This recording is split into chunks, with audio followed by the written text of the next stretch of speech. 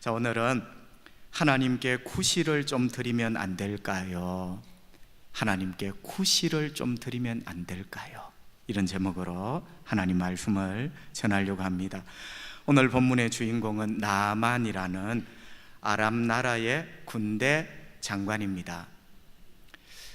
여러분, 군대 장관이라는 의미는요, 단순한 장관, 고위 공무원 이런 개념이 아니라 병권을 손아귀에 쥐고 있는, 한 나라의 무력을 손아귀에 쥐고 있는 그런 사람. 여러분, 대단합니다. 여러분, 그 옛날 고대 사회에는요, 병권, 무력을 손에 쥐고 있는 자가 최고예요. 어쩌면요, 왕보다 더 높아요. 왕도 이 사람 앞에는 어쩌면 쩔쩔 맬지도 몰라요. 여러분, 그 사람의 이름이 바로 나만입니다. 얼마나 대단한지 1절에 보면 하나님은 한 구절 이렇게 소개를 합니다. 나만은 주인 앞에서 크고 존귀한 자다.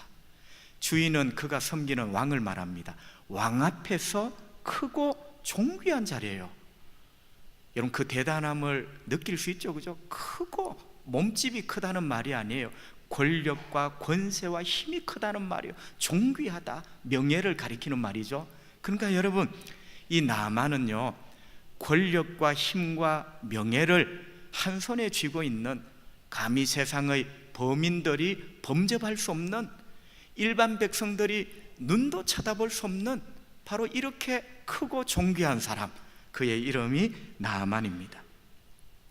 하지만 여러분, 어떤 문장 하나가 이렇게 큰 사람 나만의 모든 것을 끝장을 내어버립니다. 문장 하나가.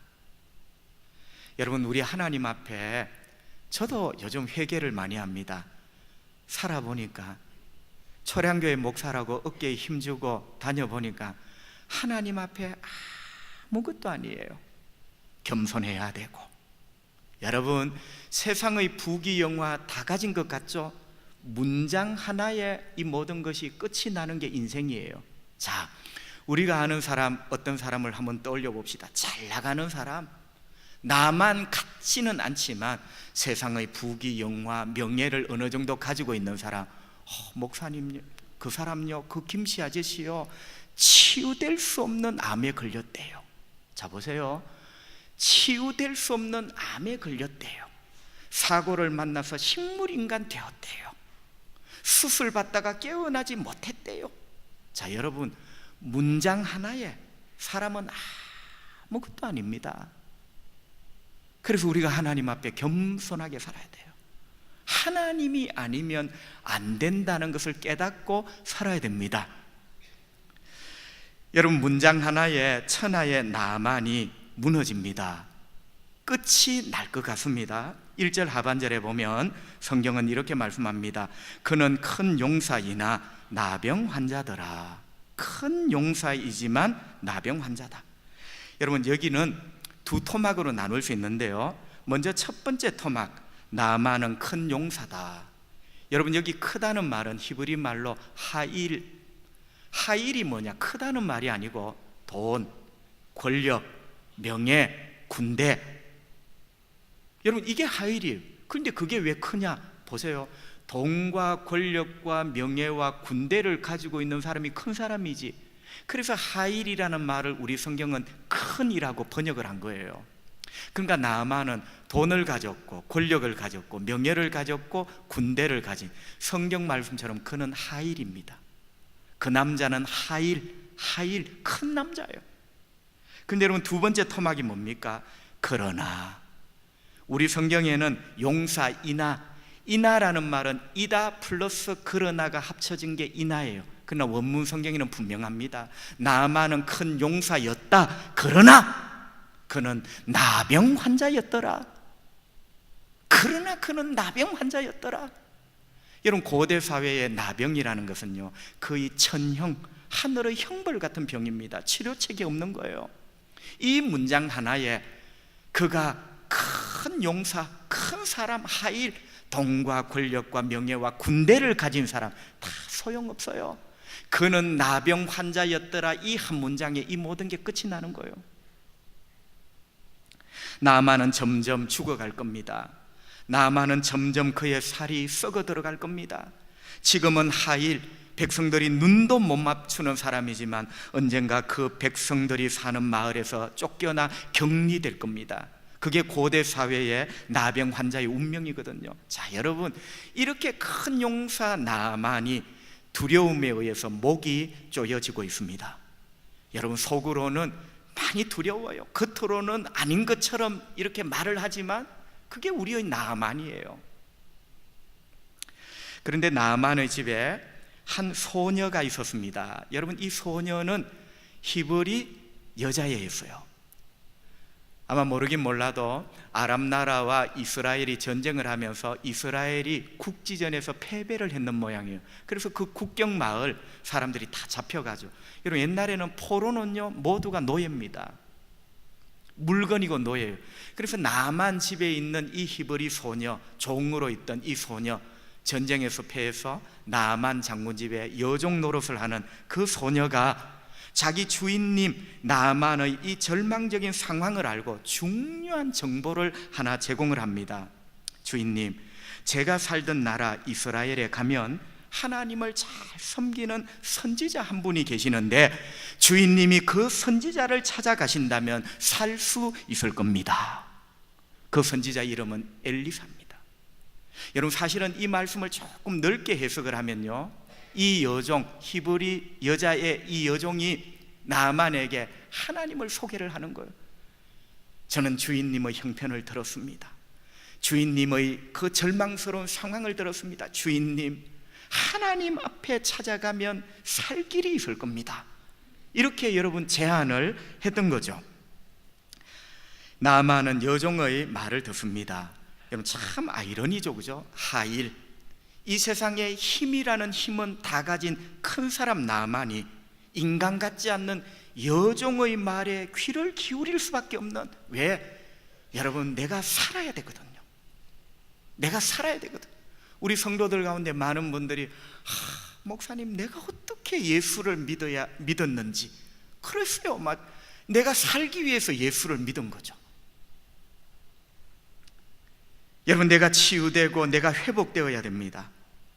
근데 나만은 하일, 능력의 사람. 그런데 여러분, 이거 어떻게 하면 좋습니까? 내가 그렇게 세상 사람들에게는 큰 사람인데, 여러분 들어보세요. 그 크다는 것이 결정적인 순간에는 나를 건져내지를 못해요. 결정적인 순간에 그 크다는, 세상 사람들이 존경하는, 부러워하는 그것이 절대로 나를 구할 수 없다는 것. 그래서 나만은 여종의 말에 귀를 기울일 수밖에 없는 거예요. 나만은 소녀의 말에 귀를 기울이고 마음을 먹었습니다. 그래, 찾아가자. 선지자든지 여호와 하나님이든지 찾아가자. 내가 살 길이 있다면 하나님, 예수 찾아가자. 마음을 먹었습니다. 그래서 귀한 선물 바리바리 싸서, 그리고 아람 왕의 추천서 편지 한 통 가지고 엘리사를 찾아 국경을 넘어 이스라엘에 옵니다. 하나님 앞에 옵니다. 아직 믿음은 없어요. 그러나 내가 살기 위하여 예수 앞에 옵니다. 그런데 여러분, 하나님 앞에 이렇게 오면서도 여전히 세상적으로 당당합니다. 우리 교회 안에도 간혹 그런 분이 있거든요. 여러분, 사실은 하나님 좋으라고 우리가 나온 게 아니에요. 내가 구원 얻을 길이 예수뿐이고 내 인생이 살 길이 하나님뿐이기에 내가 살려고 하나님 앞에 나온 거예요.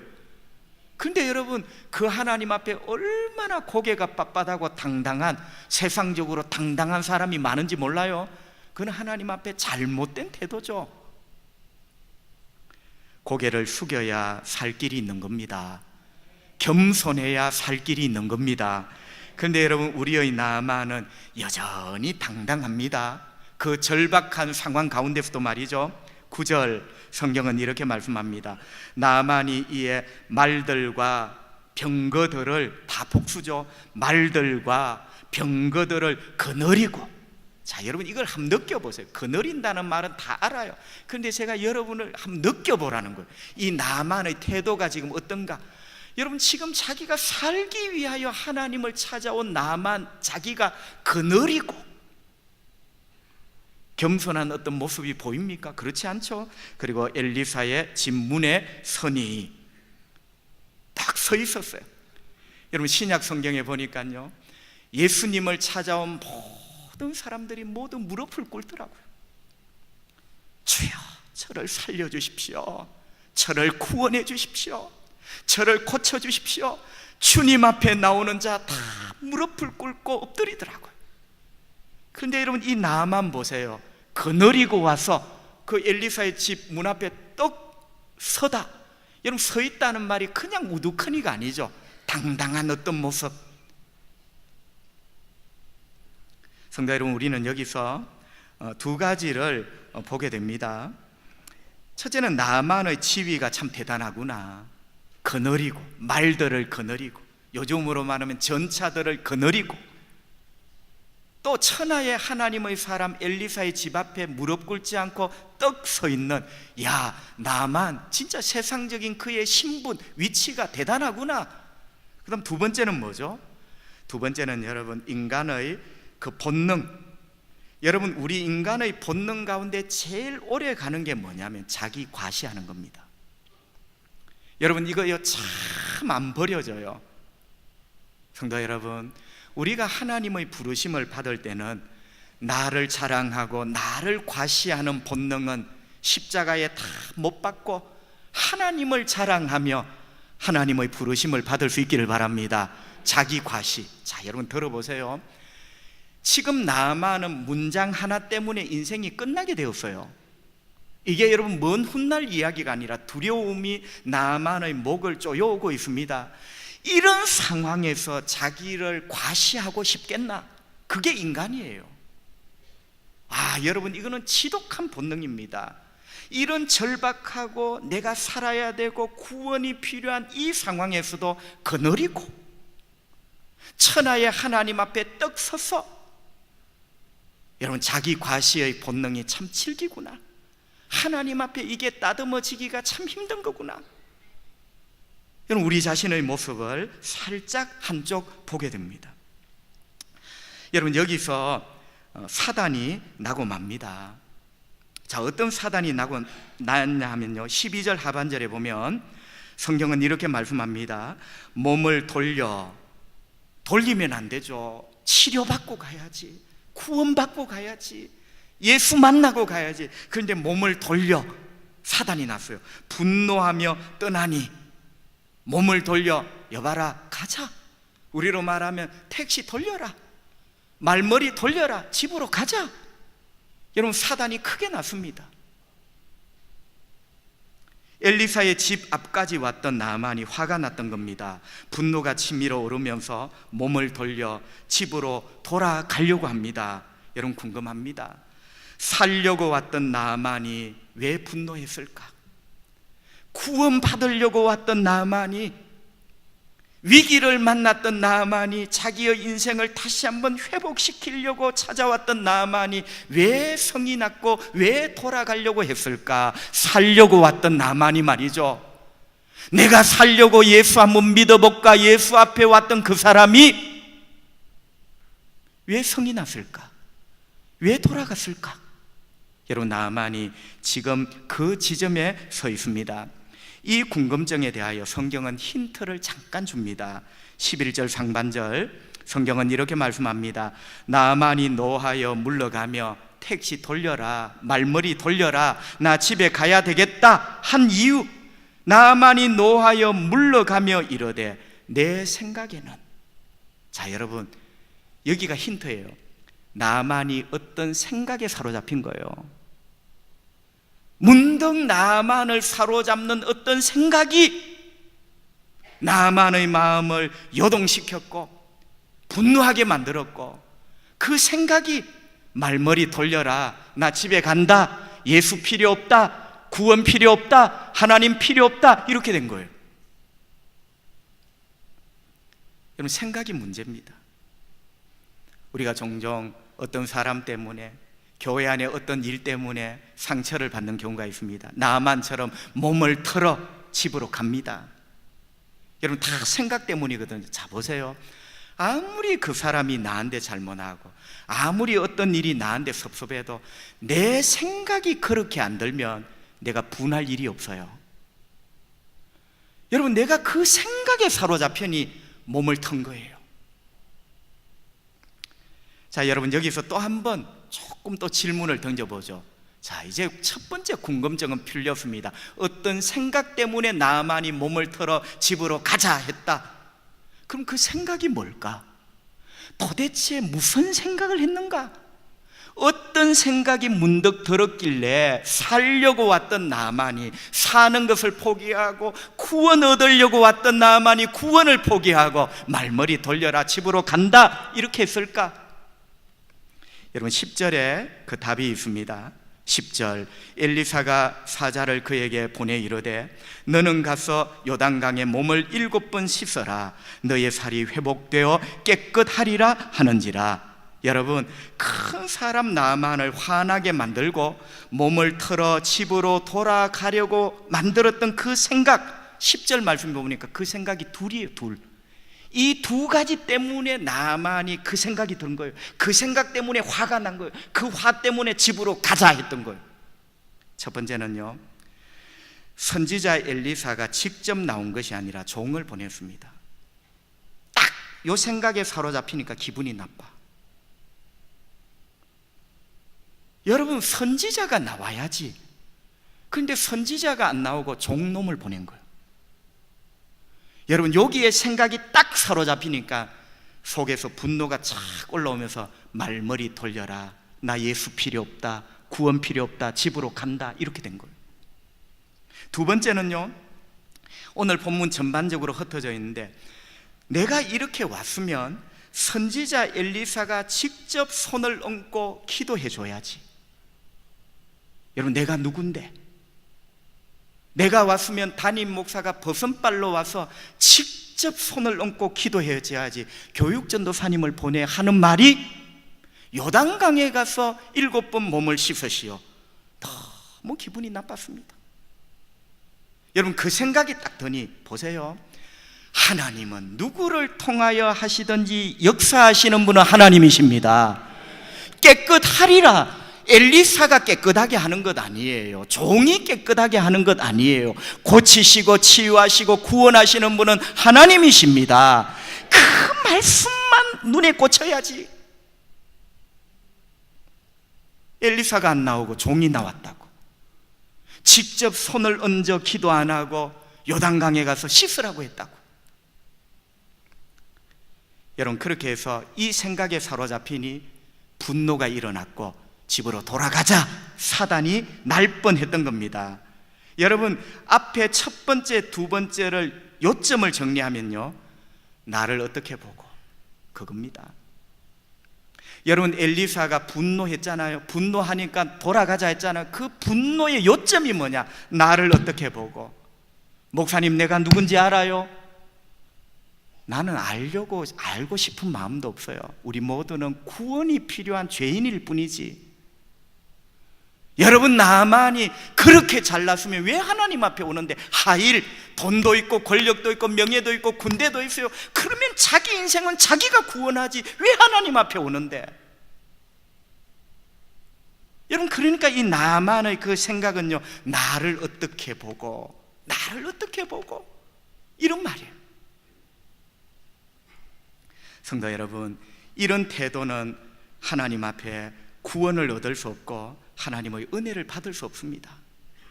하나님 앞에 겸손해야지. 그럼 내가 한번 물어봅시다. 그 사람, 당신은 하나님을 어떻게 보고 그렇게 하는데? 하나님을 어떻게 보고 그런 말을 하는데? 그런 태도로 신앙생활을 하는데?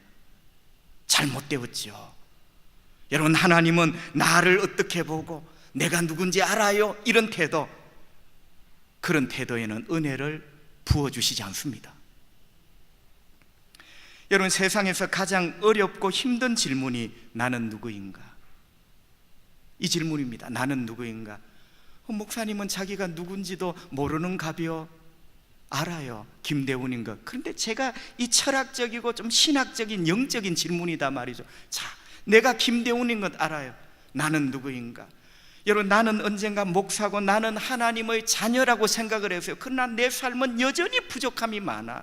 여전히 모순투성이야. 성도를 포근하게 안아주는 솜잎을 보다 성도를 찌르는 고슴도치의 가시가 더 많이 꽂혀있는 게 김대훈이라는 인간이야. 이런 것들을 볼 때마다 늘 나를 힘들게 하는 떠오르는 질문, 나는 누구인가? 성도 여러분, 여러분은 누굽니까? 나는 누구입니까? 여러분, 나는 누구인가? 여기에 대해서 답을 내리는데요, 두 가지 렌즈가 있습니다. 렌즈, 안경에도 렌즈가 있고 현미경에도 렌즈가 있죠, 그죠? 자, 여러분, 세상의 렌즈로 바라보는 나가 있고 하나님의 렌즈로 바라보는 나가 있어요. 여러분, 렌즈를 잘 끼워야 됩니다. 그래야 눈이 건강하고 인생이 건강한 거예요. 그런데 우리는 모두 세상의 렌즈로 바라보는 나, 저 사람 최고래, 저 사람 돈 많대, 저 사람 하일, 저 사람 큰 사람이래. 이 세상의 렌즈예요. 여러분, 그거 되게 좋아합니다. 여러분, 나아만은 세상의 렌즈로 자기를 봅니다. 세상의 렌즈로 자기 자신을 보면 나아만은 큰 사람이지, 나보다 큰 사람이 왕 말고 어디 있어? 그러나 여러분, 하나님의 렌즈로 나아만이라는 인간을 보면 참 불쌍한 인간이고 구원이 필요한 죄인이고 하나님의 능력이 필요한 병자고 하나님의 손길이 필요한 무너져가는 한 인간이고, 할렐루야, 하나님의 렌즈로 나를 볼 줄 알아야 돼요. 그래야 엎드려, 나는 큰 자, 나는 하일이요. 여러분, 여기에는 희망이 없어요. 하나님은 그런 자를 구원하지 않습니다. 여러분, 나아만은 이걸 몰랐던 거죠. 하나님의 렌즈로 바라봤을 때 나아만이라는 한 인간은 구원이 필요한 불쌍하고 처근한 한 죄인일 뿐이에요. 그런데 그걸 모르고 나는 하일, 내가 이렇게 큰 자인데 감히 나를 이렇게, 사단이 난 거죠. 성도 여러분, 우리 교만하지 말고 하나님 앞에 겸손합시다. 겸손한 자에게 하나님이 은혜를 베푸십니다. 겸손한 자를 만나주시는 거예요. 자, 이렇게 나아만이 분이 가득하여, 앞에 설명을 드렸죠, 왜 그렇게 되었는지.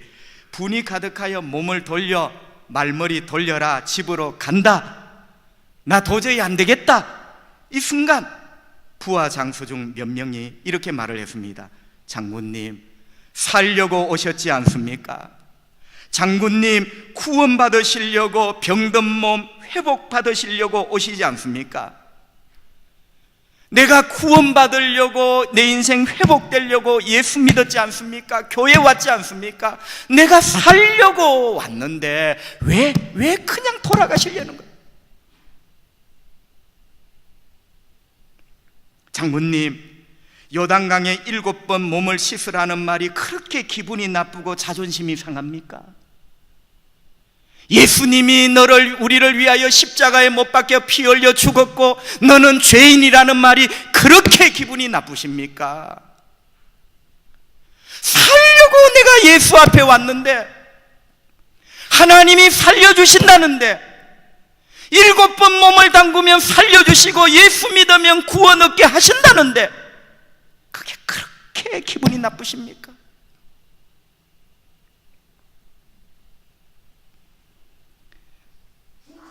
하나님이 말씀하셨잖아요.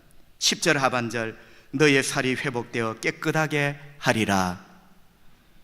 여러분, 하나님 말씀하셨어요. 하나님이 말씀하시면 되었지. 그게 그렇게 자존심과 체면을 상하게 만드는, 그게 진짜로 예수를 버리고 집으로 돌아가야 될 일입니까? 간청을 했습니다. 나아만은 순간 부하 장수들의 이 말을 듣고 깨달았습니다. 맞다, 내가 살려고 예수님 믿었지, 내가 살려고 예수 앞에 나왔지. 결단했습니다. 모든 것을 내려놓고 말씀대로 요단강에 내려가 7번 몸을 담그고 씻었습니다. 여러분, 이게 나아만의 십자가요. 자기 자신을 내려놓은 거죠. 천하의 하일, 위대한 사람, 큰 사람 나아만이 그 사람들 보는 앞에서 벌거벗고 요단 강물에 들어가는 거예요. 이게 십자가예요, 십자가. 나를 내려놓는 거예요. 여러분, 나를 내려놓을 때 주님이 나를 살리십니다. 그러니까 나만이 요단강에 들어간 것은요, 나만의 십자가라 감히 여러분에게 전달을 합니다. 여러분, 어떻게 되었을까요? 14절, 나만이 이에 내려가서 하나님의 사람의 말대로 요단강에 7번 몸을 잠그니 그의 살이 어린아이의 살같이 회복되어 깨끗하게 되었더라. 하나님이 고치셨습니다. 하나님이 살리셨습니다. 하나님이 회복시켜 주셨습니다. 하나님이 기적을 행하셨습니다. 여러분, 우리의 하나님 살아계십니다. 내가 믿는 하나님 전능하신 하나님이십니다. 지금도 살아계셔서 전능하신 손으로 기적과 기사를 행하시는 하나님, 우리의 하나님인 줄 믿습니다. 전능하신 하나님이 손대실 때 고치지 못하실 병이 없고, 전능하신 하나님 손대실 때 회복시키지 못할 인생 없는 줄 믿습니다. 그것도 완벽하게 말이죠. 완벽하게가 어디 있어요? 그의 살이 어린아이의 살같이 회복되어 깨끗하게 되었더라. 나마나 한 6개월 더 걸릴 것 같다. 아니에요. 즉시로 어린아이의 살같이. 하나님의 치유는 완벽합니다. 온전합니다. 완전합니다. 할렐루야. 그분이 바로 전능하신 살아계신 위대하신 우리 하나님. 여러분, 놀랍습니다. 어떻게 나만에게 이런 위대한 일이 일어났는가? 요단 강물 때문입니까? 초량교회가 몫이 좋은 겁니까? 여기에 그냥 앉아 있으면 되는 겁니까? 성경에 보니까 나만 이후 요단 강물에 나병 치료에 특효가 있대. 몰려오는 사람 아무도 없어요. 공강과 요단 강이라는 장소의 문제가 아니에요. 그러면 7번입니까?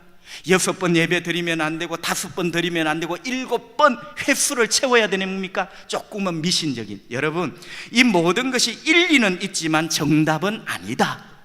여러분, 그러면 오늘 이 위대한 일이 왜 일어났는가의 정답이 뭡니까? 14절을 다시 한번 보실까요? 14절 상반절 성경은 이렇게 말합니다. 나만이 이에 내려가서 하나님의 사람의 말대로, 하나님의 말씀대로 요단강에 7번 몸을 담그니. 할렐루야.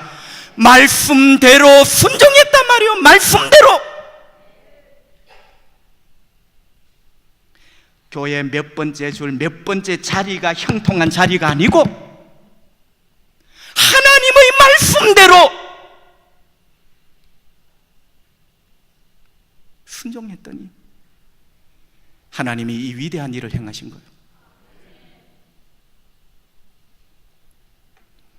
미국의 유명한 토미 테니 목사님 이 구절을 가지고 이렇게 설교했습니다.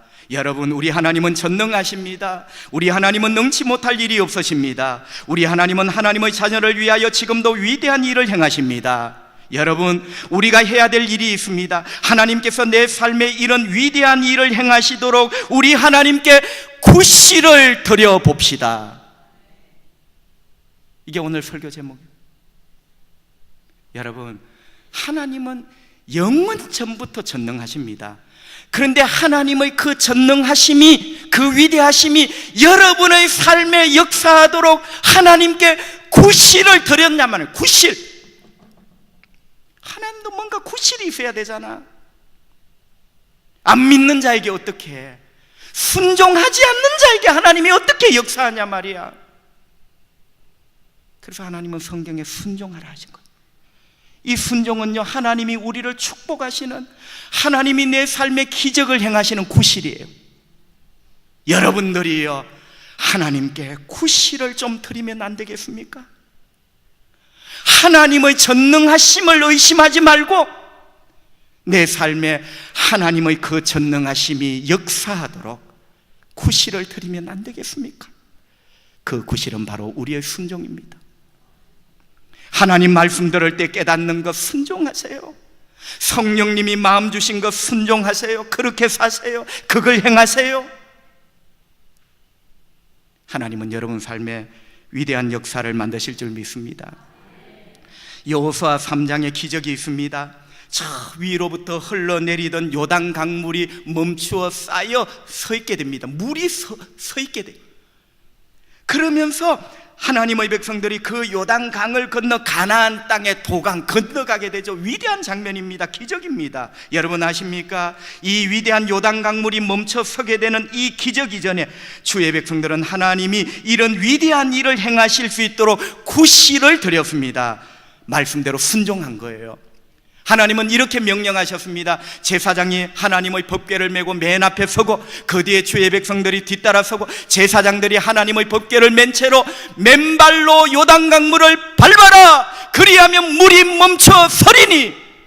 보세요, 순종이라는 구실을 드렸더니 전능하신 하나님이 요단강물을 멈춰 서게 하셨습니다. 건너게 하신 거예요. 여러분 여호수아 6장에 보면요, 난공불락의 여리고 성을 하나님이 무너뜨리십니다. 위대한 승리죠. 생각지도 못했던 위대한 승리, 기적 같은 승리가 일어났습니다. 여러분 아십니까? 이 기적 같은 승리 이전에 주의 백성들은 하나님이 이런 위대한 일을 행하실 수 있도록 구실을 드렸는데 하나님의 말씀대로 순종했던 겁니다. 하루에 한 바퀴씩 돌아라, 단 입을 다물어라. 마지막 날에는 7바퀴를 돌아라, 역시 입을 다물어라. 그리고 마지막 7바퀴째 돌 때 큰 나팔 소리가 들릴 것이다. 그 나팔 소리가 들릴 때 외쳐라, 무너지라고. 하나님 말씀 그대로 순종했어요. 순종이라는 구실을 드렸을 때 전능하신 하나님 역사하셨습니다. 무너져도 그렇게 무너지는 성이 없어요. 하나님이 위대한 기적을 만드신 거죠. 성도 여러분, 하나님께서는 크고 위대한 일을 행하십니다. 우리에게 구실이 필요합니다. 그래서 하나님은 순종하라 하신 거예요. 성도 여러분, 우리 하나님의 위대하심을 믿고 전능하심을 믿고 우리 하나님께서 내 삶에 위대한 일을 행하실 줄 믿고 그 하나님이 위대한 일을 행하시도록 구실을 좀 드리면 안 될까요? 입으로만 백날 천날 전능하신 하나님 외우면 뭘해? 전능하신 하나님이 역사하도록 구실을 드려란 말이에요. 구실, 순종. 감사하라면 감사하세요. 기도하라면 기도하고 11조, 예배, 회개, 용서, 구실을 드려. 전능하신 하나님 역사합니다. 여러분, 내가 구실은 안 드리면서 전능하신 하나님, 그거요 아무 소용없어요. 송나라 문장가 유원종이라는 분의 문장에 보면 보루라는 말이 나옵니다. 여러분, 보루는요, 적을 막기 위해 쌓은 구조물을 보루라 합니다. 성도 있는데 보루가 뭐냐?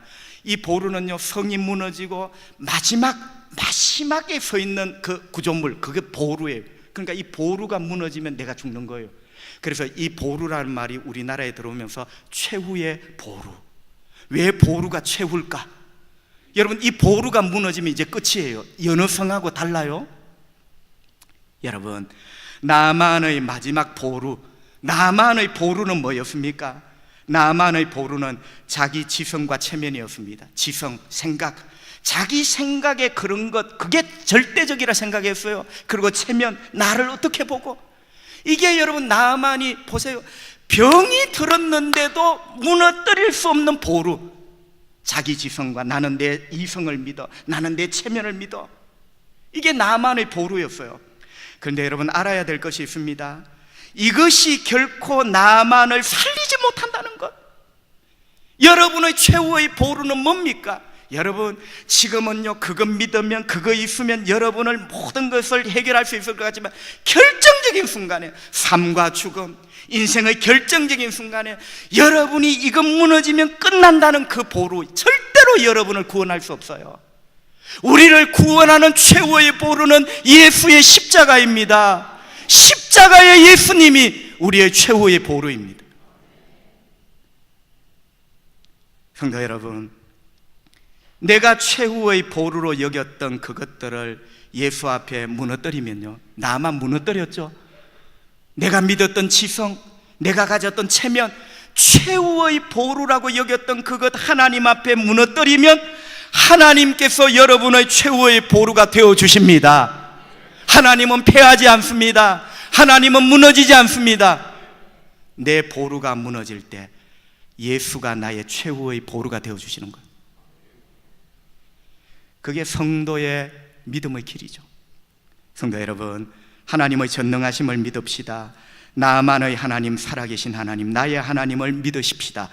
여러분, 이 위대한 진리를 믿으신다면 그분 하나님이 놀라우신 일을 하실 수 있는 구실을 좀 드리면 안 될까요?